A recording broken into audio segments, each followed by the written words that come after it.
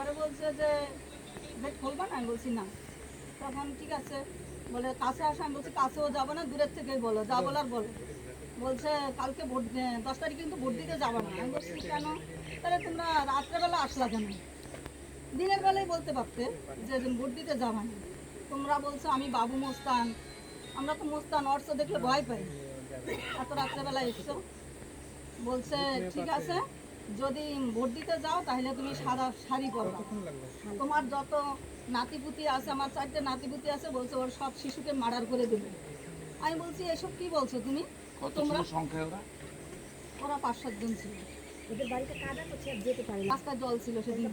রাস্তা থেকে ভিতরে ওর বাড়ি। তারপরে আমি বলছি কেন, আমার শিশুরা কি করেছে? গণতন্ত্র হিসাবে আমি একজন, আমাকেও মারতে পারো, আমার স্বামী আছে নাকি পশ্চিমবঙ্গে? হ্যাঁ, যাই হোক। তারপরে দিয়া আমার শিশুরা কি করছে, শিশুরা যখন বলে মা মরে যাওয়ার সময় বলে যে বাচ্চাকে আমার ভালো রাখবা, আমি মরে যাই মরে যাই, এইসব আমি চেঁচামেচি অনেক সময় করেছি। করার পরে পুলিশ বলছে চেঁচাবেন না, চুপচাপ থাকেন, আপনাদের সুরক্ষা দেওয়ার জন্য আমরা এসেছি।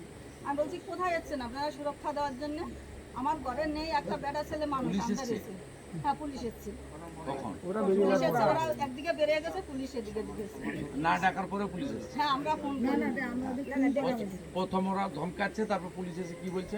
পুলিশ এসে বলছে বোম মারবে, বলছে মারেনি তো, শিশুকে মারবে বলছে, মারেনি তো, তাইলে চেঁচাচ্ছে কেন? কোন পুলিশ? গাংনাপুর থানার পুলিশ। হ্যাঁ, এই কথা বলছে।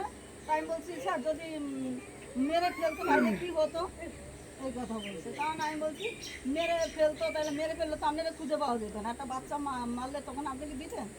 এসব নিয়ে আমি অনেকক্ষণ পুলিশের সঙ্গে পরে বলছে আর চেঁচাবেন না, অসভ্য মহিলা, রাত্রেবেলা এত রাত চেঁচাচ্ছেন। আমি বলছি অসভ্য কেন বলছেন? এত রাতে 12টার পরে পুরোটাই তো পুলিশ গার্ড করে গুন্ডাদেরকে সব জায়গায় ঢুকে। আমার বাড়িতে স্যার পুলিশ